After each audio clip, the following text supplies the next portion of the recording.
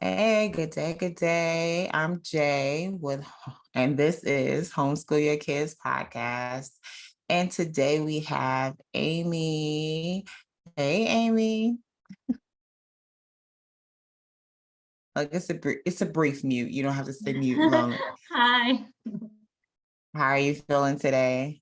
Good. How about you? Good, good. It's a Sunday in this lovely homeschool world of mine, and I'm embracing. We have an event today, so I'm excited. Event to go to, not one that we're hosting. Introduce yourself. Tell us a little bit about your world. So I'm Amy Craig. I am a homeschool mom of 3 kids. My oldest is 11. My middle turns 7 July 4th, and my youngest turned 5 in June.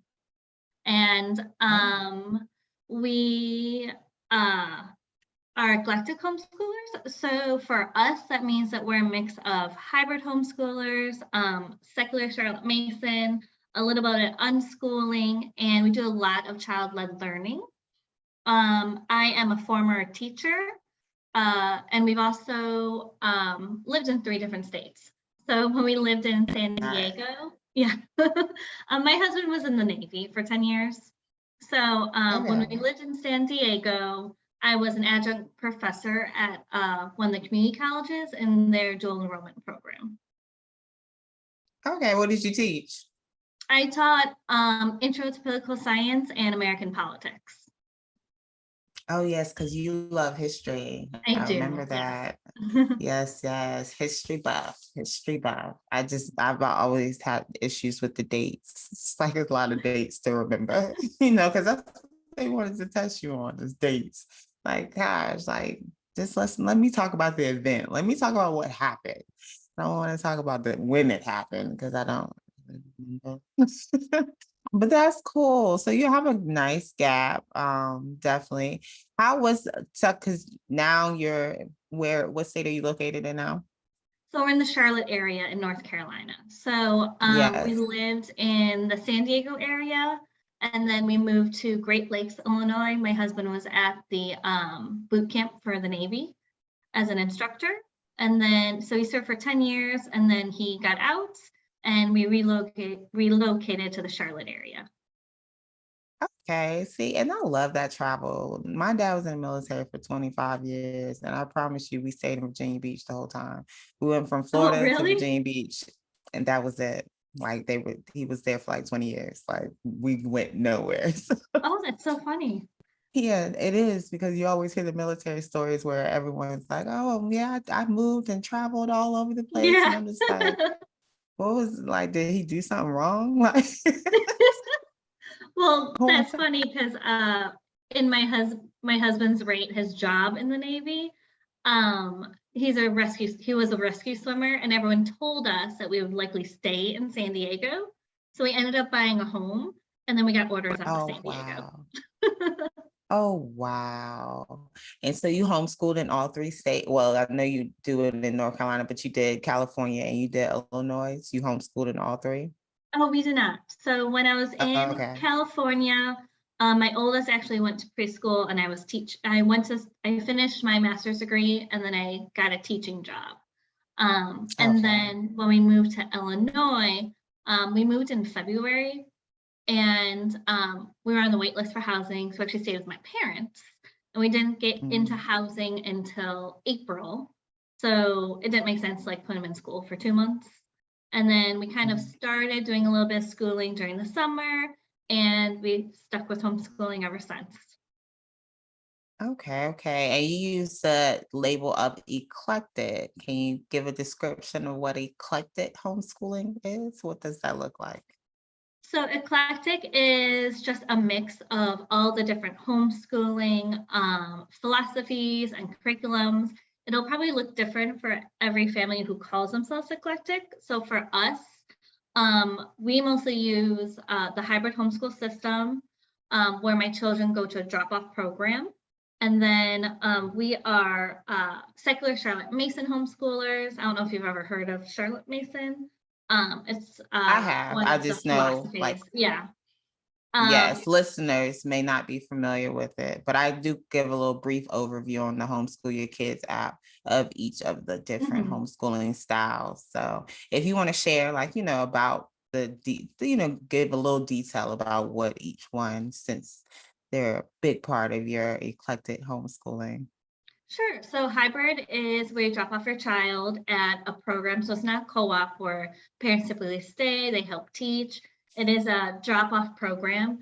The program that my children attend is through the Brace YMCA, and you can actually drop off your child for one class, or you can send your child up to, I think now it is 3 to 4 days a week. Um, Mm. and then Charlotte Mason was an educational philosopher in England. And her big thing was that you view the child as like the whole person. So you treat them like, they can learn, and not as this like empty vessel they have to fill. And also, she was really big on something called living books and making living books accessible to more people at the time, because literacy, as you know, in history, has never been to the wider population. And so her big thing is living books, making accessible to children, reading books that might be considered a higher level to your child. Um, she was very big into like reader louds, into the fine arts and making that accessible to more people. She does come from a Christian perspective, so that's why I consider ourselves more secular Charlotte Mason. So we do use her philosophy of nature studies, fine arts, living books, but from a secular perspective. And then we do a lot of child-led learning. So I do sometimes where, like, depending on our season of life, we're occasionally unschoolers. So that might look like instead of opening up a science curriculum, we instead are going to spend our money on a membership to a science museum or to a zoo. Yes, yes, love that. And can we back up to the secular terms? Because I promise you, when I first, first of all, I created a home homeschool app and I had never came across a secular term. It wasn't until I started putting together the homeschool expo where people were asking me, is this a secular event? And I'm like, what? Then I had to Google what is secular. And I came across that. Can you give us what is secular? What does that entail? So for us, we might be a little unique in the secular homeschool circle in that we are Christian.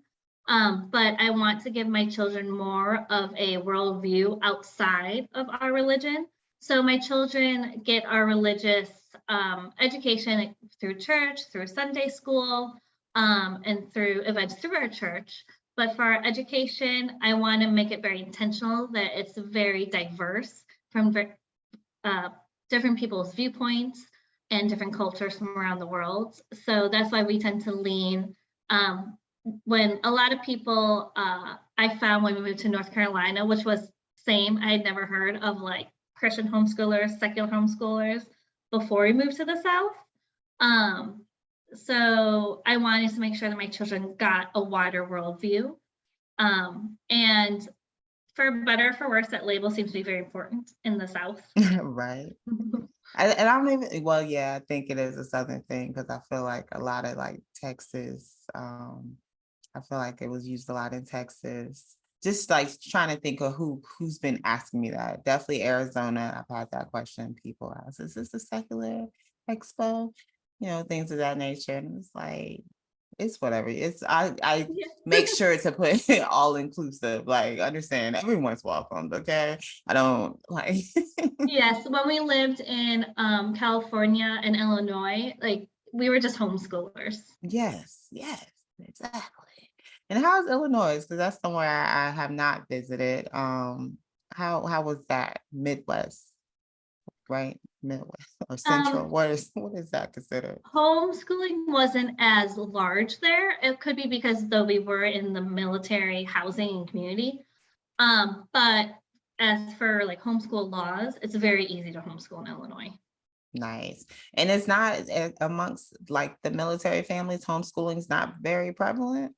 Um, I say maybe it might be getting more. I'd say probably about maybe half of the families I met homeschooled.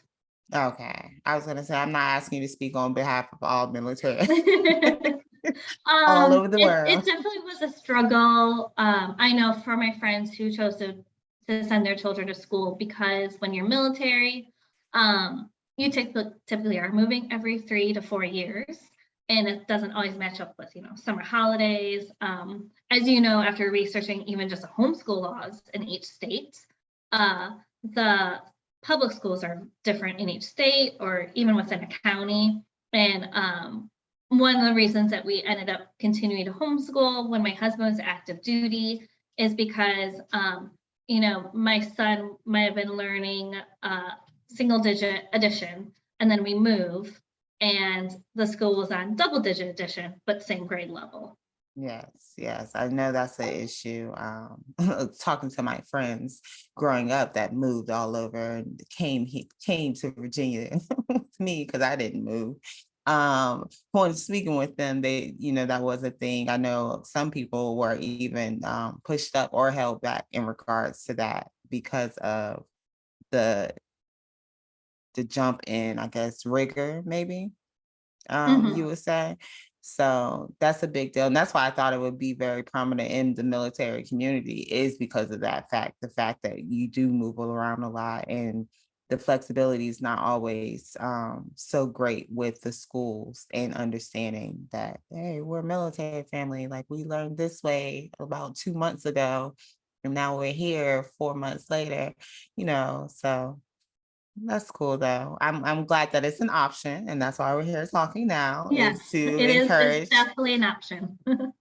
Yes. So speak more on your hybrid connection with the Y, because we did do an interview with Miss Vicky, and she shared a lot about working with the Y and her role that she plays, and it allows her kids to be able to access the Y. What role does the Y play with you all? So we first found the Y when we moved here. My kids were really missing their friends and the community that we had made in Illinois. And also, so our life is a little crazy. So when we moved here, my husband's first job offer was actually in Greensboro, North Carolina. But we had already got a rental. We were settled in the Charlotte area. So he actually, when we first moved here, he actually lived in Greensboro for a year. Yeah. And I wanted to continue to homeschool my children, but I also had a baby. My youngest was 4 months when we moved. So I was looking for a solution to continue to homeschool. I needed support. And I was also looking for friends and community for my son as well as myself. So I heard that the Y had homeschooling classes. And prior to moving to this area, I'd never heard of a hybrid program. I was familiar with co-ops. There's a lot of co-ops in Illinois. But I knew here I didn't have the bandwidth at the time to join a co-op and to teach other people's children while having a little baby. So the YMCA is wonderful, where you can choose from various lists of classes. My son, when we moved here, was 6, and we just looked at the list of classes. He chose some classes based on his interest, and I was able to drop him off, and he still got to continue his education while I was, unpacking our home and raising a toddler and a baby. Nice. Yes. I know that was a tremendous help. How did you start? Like, did you do like a everyday? Because I know you said that the Y you can drop off from one class to 3 to 4 times a week. So how did you access it? How did you utilize it? We started with 2 half days. So Okay. for the younger kids, they have this program called Explorers. It's for 5 to 6-year-olds. This year, we're transitioning it to like a TKK program. But when my son was attending, it was a 2-day-a-week program for 5 to 6-year-olds. And they did nature journaling, which was awesome because I'd never seen a program implement like Charlotte Mason philosophies. So he got to do nature journaling, Spanish, art, science, and a little bit of math. Nice. Oh, that's awesome. That's awesome. And I don't know if I asked Vicky this, but what's the class like, the ratio size? Like, how does that look? So I know you're a former public school teacher, as am I, and this amazed me. It is 10 students to 1 adult. Beautiful. So, and we tend to cap the classes around 20 to 22 kids. Okay. Oh, that's cool. Very, And it's, very cool. yeah, when I first started teaching there, I was like, wait, I get another adult in the room and I only have 20 kids? Yeah, a big difference, big difference. Did you just teach on the college level, or did you also teach in like high school or middle school sectors? I did my student teaching at the high school level, and then the when I was teaching as an adjunct professor, it was in the dual enrollment, so I was teaching high school seniors. Okay. Is that what led to the decision of homeschooling? How did you get to, you know what, we're not going to do this? How did we get Um, there? Yeah, there are various factors. So when we lived in San Diego, we are very, very lucky that I found a preschool for my son where, because I was working, I did need an all-day program, but I also didn't want him sitting at a desk all day because he was, 3 and 4 years old. So I found a program where the morning was play-based, and then they had lunch, and then they had rest time, and then the rest of the day was on the playground and Okay, playing. nice. And so that works for our family, that works for our family philosophy. I was continuing my career. And then we kind of take homeschooling year by year. And then we moved to Illinois and we started homeschooling because it just, our move was like toward the end of the school year. And that summer we started looking at programs for my son. And the programs just in our area were very, very traditional. My oldest is considered 2E. He has neurodivergent as well as gifted in some areas. So I knew that, and plus he was at the time going into kindergarten, so he was a 5-year-old boy. He's not going to sit at a desk. Yes. So homeschooling was kind of working for us during the summer, and through social media and in our neighborhood, I was able to connect with other homeschool families. And there's this 2 families who I met who has been like instrumental in my homeschool journey. I was just on our local Facebook page being like, so does anyone actually homeschool? I'm a former teacher. I don't know what I'm doing, like homeschooling a little one because my specialty is high school. And this mom just was like, I homeschool, come on over to my house for a day. Oh, sweet. And like I'd never met her before. She didn't know who I was. So we spent the day at her house. And her Hey, children so were a I little went bit older over. than mine. Yeah. I didn't know anything about it. So I went over and And so that was amazing to be able to connect with somebody who is a veteran homeschooler. yeah. Who was like, you can do it. Here's how I do it. But you don't have to do it this way. And then as I started looking more into homeschooling, another homeschool mom ran a co-op. And I loved this co-op. Like it works for my family because it was strictly like social PE co-op. So she was able to find just one of the local community centers and rented it out, found 2 PE coaches. It was toddler through high school, and each family paid $5 a kid. Oh, And we that's met twice dope. a week for Okay, like PE and social play. cool. For how long? Like how many hours? It was for 2 hours. That's beautiful. That's really cool. Nice. And I know community building is a big thing for you. Like you like community. You even have a play date or play date group. How do you categorize that?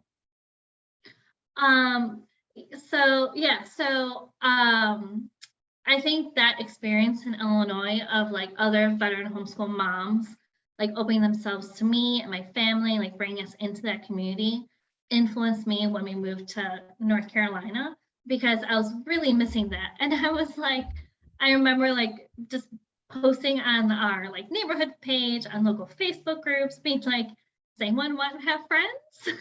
And and I will say something I found that is unique about military communities. I don't know if you had this as a child, is that it was like totally normal, to move into the military housing And my child sees another child playing, and he just like walks over to their house, and no one thinks that's strange. And like people are just more welcoming, I think, because in the military community, you do move a lot, and you gotta jump right to it and find that Yes. community. I found we were a little aggressive for non-military community here. So I had to like figure that out. But I mean, you know, my oldest at the time when we moved was 6, and he was like, I'm missing my friends. And I was like, you know what, we just got to figure this out. So that's what led us to the Y, which has been amazing for my family. We've met some amazing friends for my children as well as myself. I still was looking for a community, like, because at the time he was only attending classes, I was not teaching there. So I was still looking for a community for my whole family. And then COVID hit. And then after COVID, I felt like everyone kind of felt the same. Like we just lost so many relationships. Yeah. So I was like, you know what? I haven't found the community I want that was, and I was also looking for like your organization is totally inclusive, secular, any religion, background, gender. You can homeschool your kids. You're welcome. Yes, Yeah. please understand. So You can do this. I hadn't found that yet, and I was on various local like Playdate group pages, and I just hadn't found that. So I was like, you know what? I'm just gonna make it. When in So doubt, yes. or when lost. So after COVID, I started a local Playdate group, and we're actually almost 1,000 members or 1,000 families. And we host weekly playdates. On Sunday, I create a calendar with our playdates. We have occasional field trips. We actually have a field trip coming up, 2 field trips coming up in August. And like, I'm just like, I may have started it, but I'm like telling these families, like, you know, let's make it for everybody. Make it what you need to do for your family. So 2 moms actually just started book clubs for a Playdate Oh, group. nice. Are these adult book clubs or kids? Kids.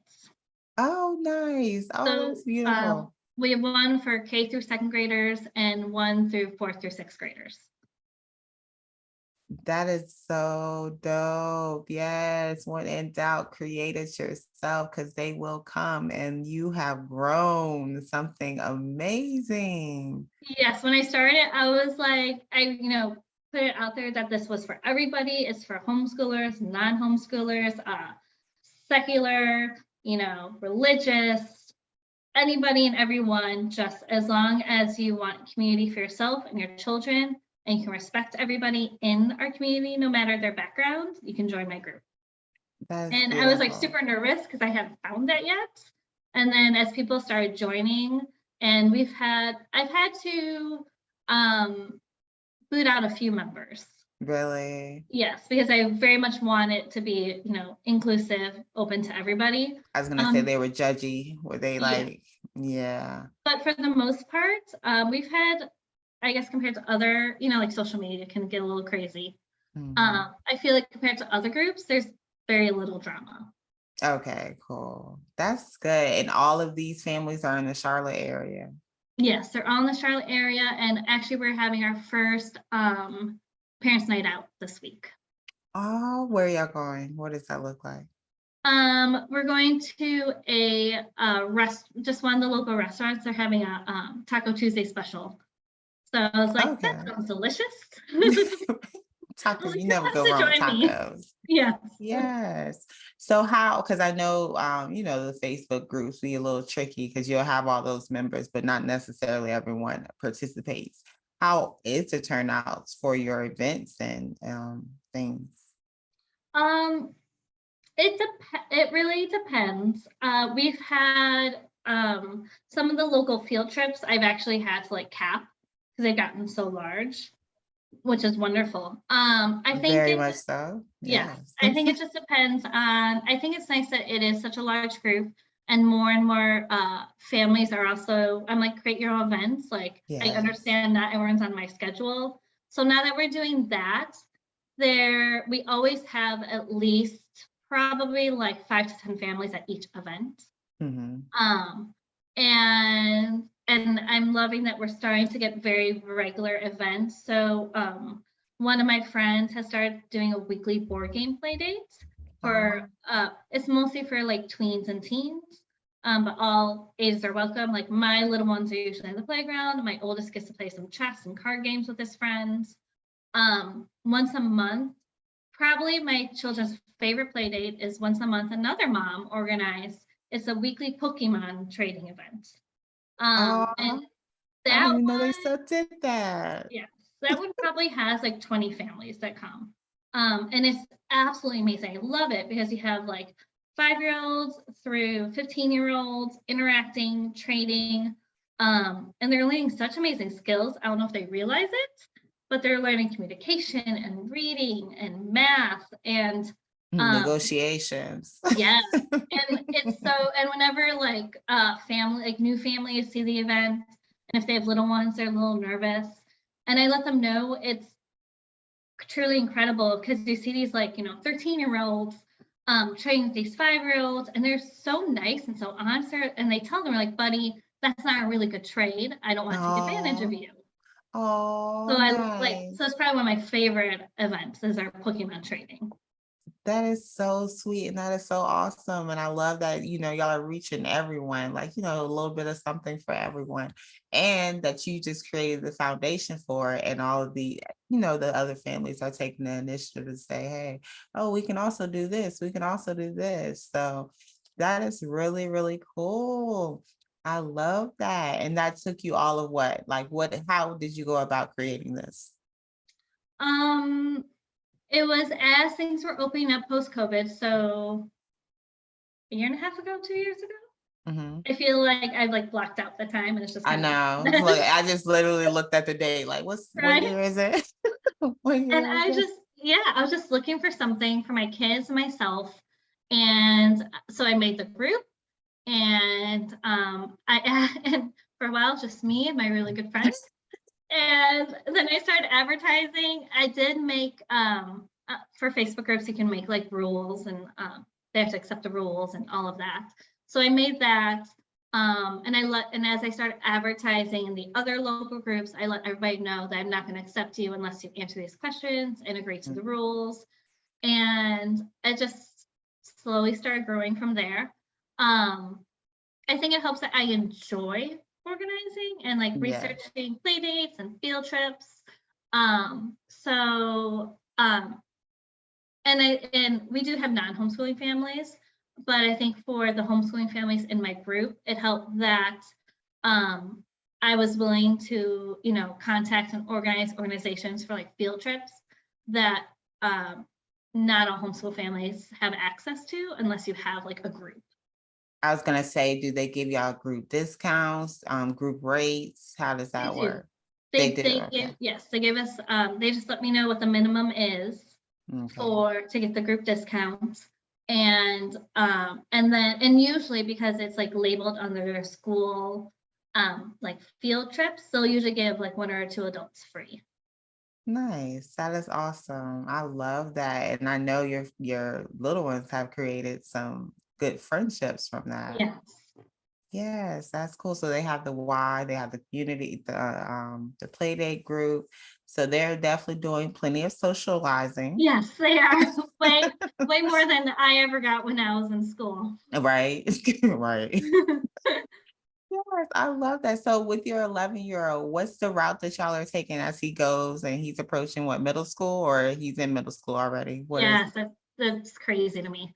Especially Oh, because I do have friends who have kids who are, teenagers and older, and they're like starting to prep for high school. And I'm like, oh my gosh, that's in a few years. yes.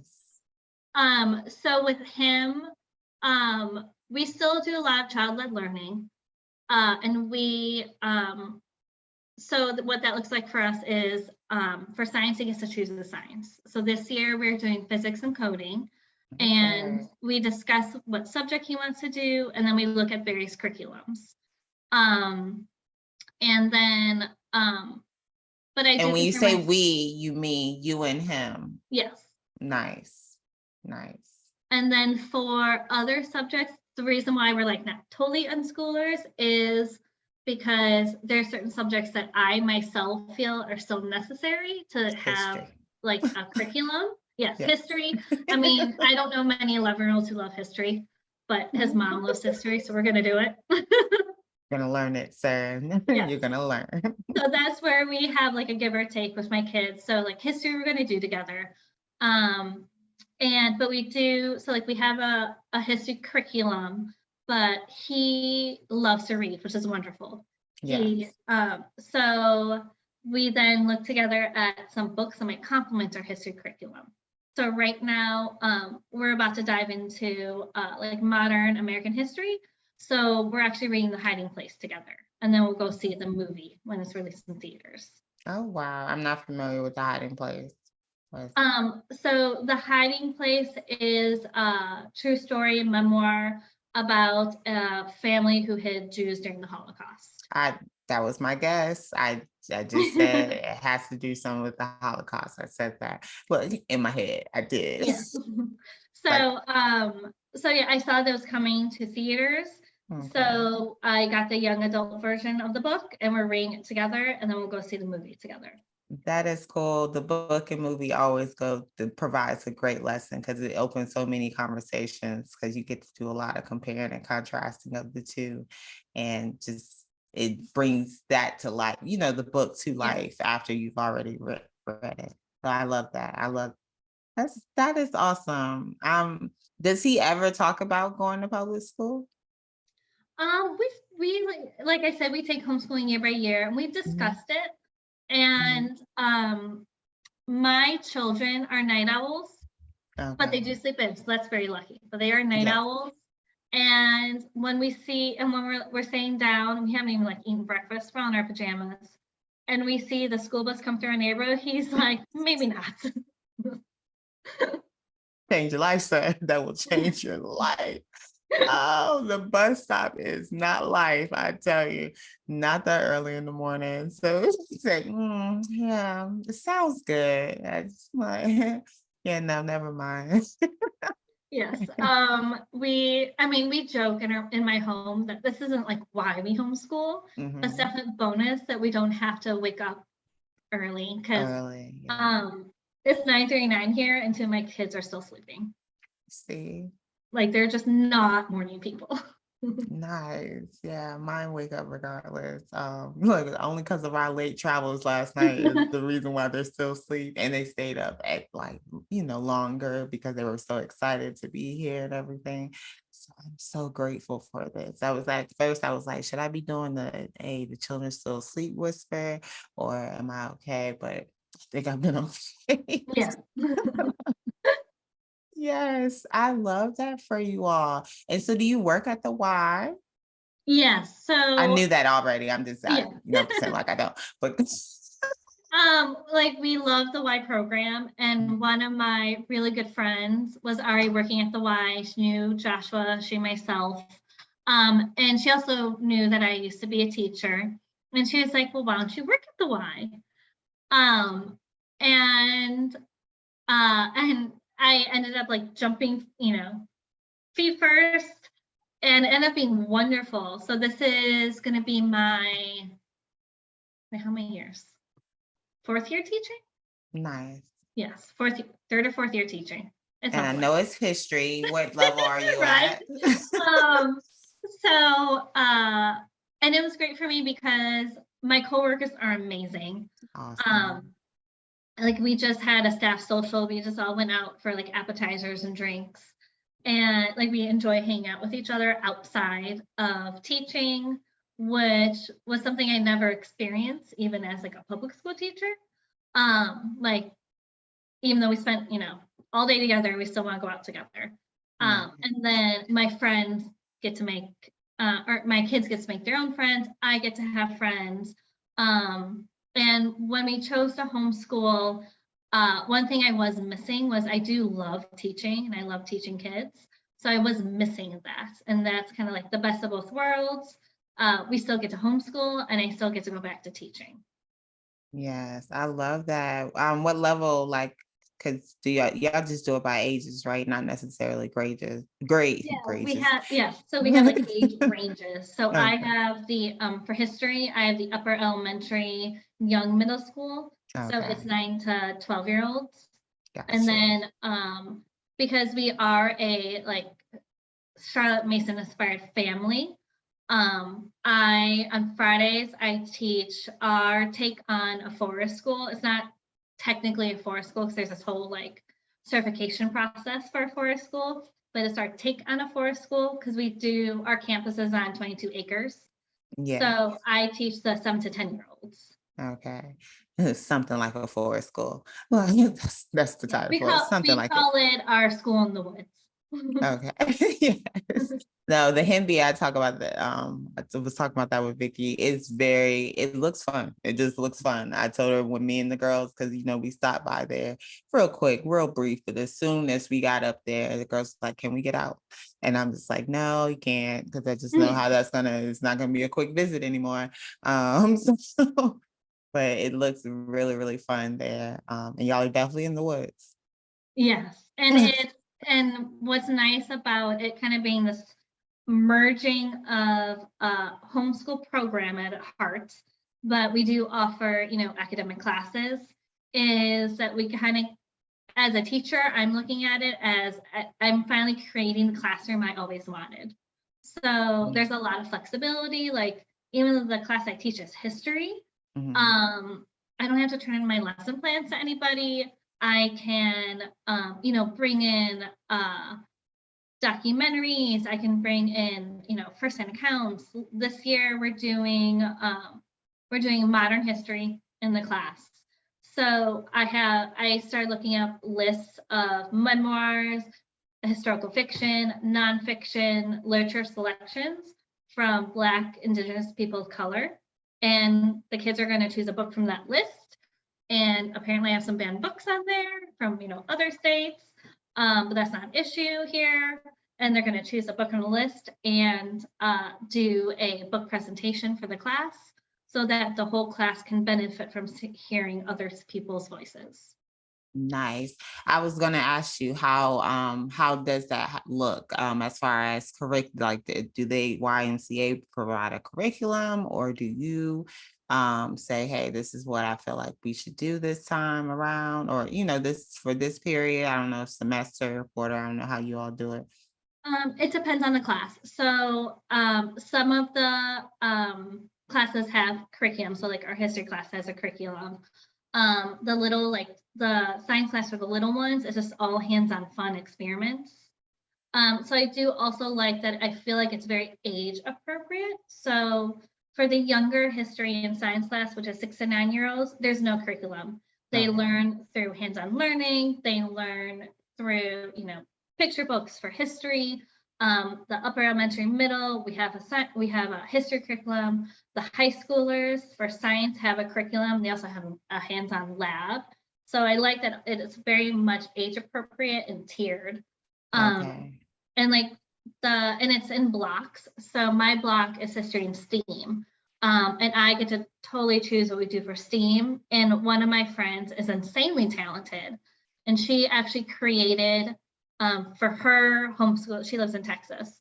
For her homeschool co-op, she created this murder mystery for kitchen chemistry to introduce middle schoolers to the scientific method and to dissection tools, like all these things that they should have the skills when they go into high school.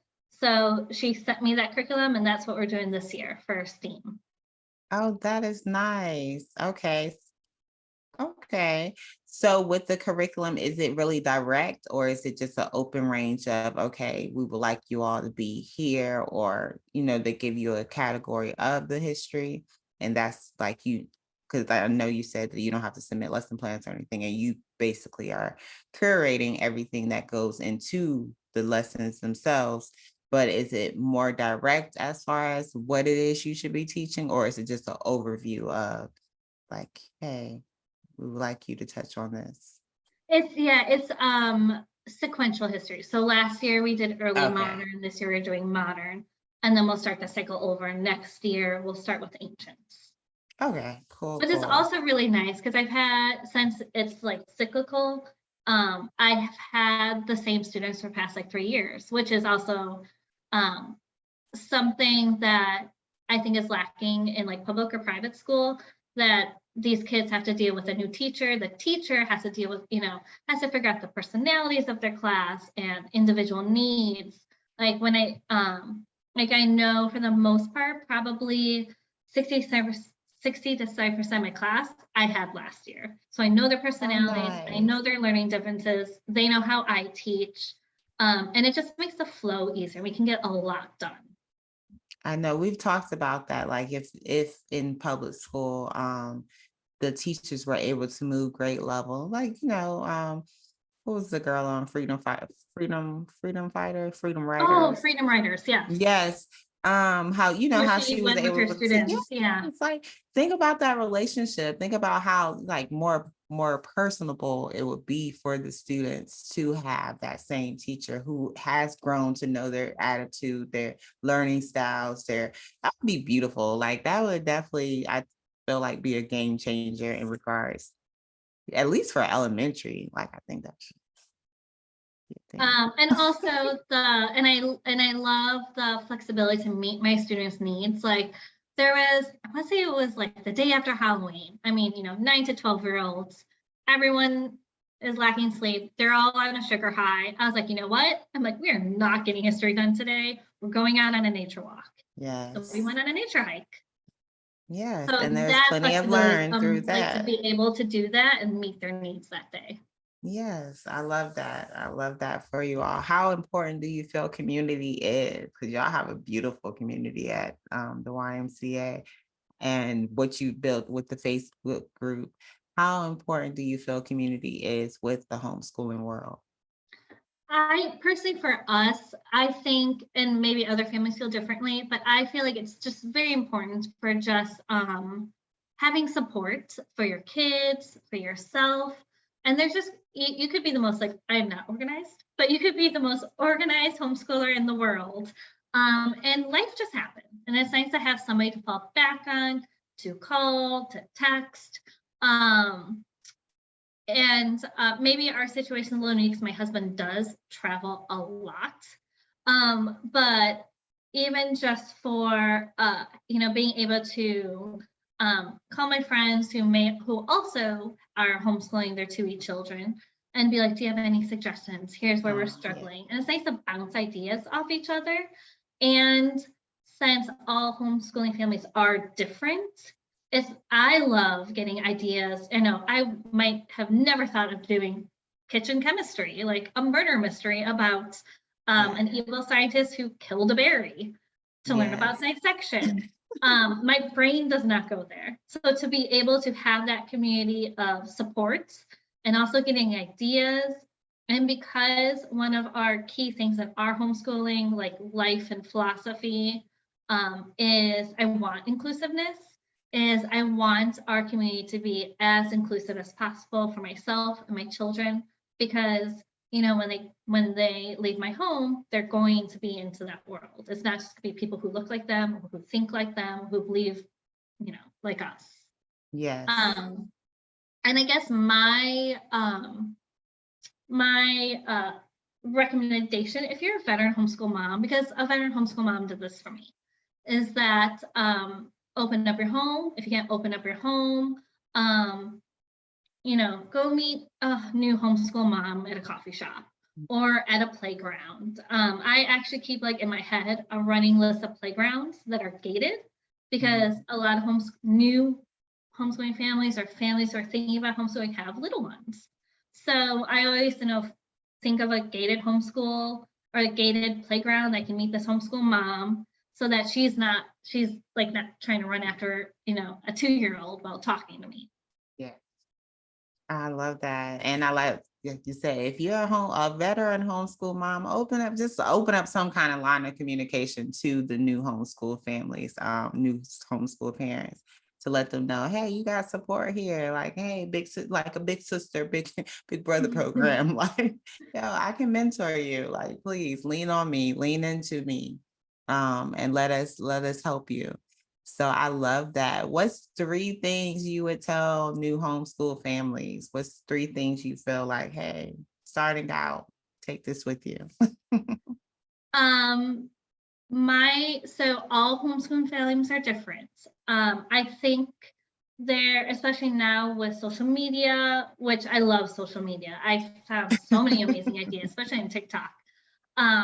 But don't get stuck in seeing one homeschooling family and how they do it. Find your own rhythm, philosophy, curriculum, do whatever works for your family. Like I swear, I think we tried every homeschool philosophy and curriculum. I went from like my poor child, because we started when I was, not committed to homeschooling yet, when he was 4 or 5, and coming as a former teacher. My child was at the kitchen table. Don't Oh, do that. yeah. Then okay, but don't do that. But like we went from, I feel like I've come full circle, because we went from like traditional, my child was at the table, this poor kid, and to now like semi unschooler. But maybe it works for you. Just don't try to copy someone else's homeschool. Definitely glean ideas from other people, but your family is your family. Yes. And then because it is a home school, like you're in your home, life happens. If weeks go by and you haven't opened up a book, I promise you your children are still learning. Because so I've actually always been put on bed rest with my pregnancies. So with my last pregnancy, I had a 6-year-old and a not yet 2-year-old, and we did no homeschooling. Like there's no learning happening, and my child still learned to read somehow. It'll happen. Life skills are still teaching your child. Yes. And one more. let's see. And I guess find your community, because again, like life will happen. If you have, and let's say there's just dad's traveling for work, or you have a new baby in the family, getting out and meeting friends at a playground, at a museum, at a zoo, your child is going to learn just by being out with other people and interacting with them. Thank you so much. Thank you. Thank you for all that you shared. Thank you for sharing your home learning journey, your community that you built and are building with or collaborating with the YMCA and establishing, because y'all are definitely doing way, way, way big things with just everything like that. I told you that Hippie Campus is definitely one to remember. And Vicky invited us to the Brace Center the next time we come through Charlotte.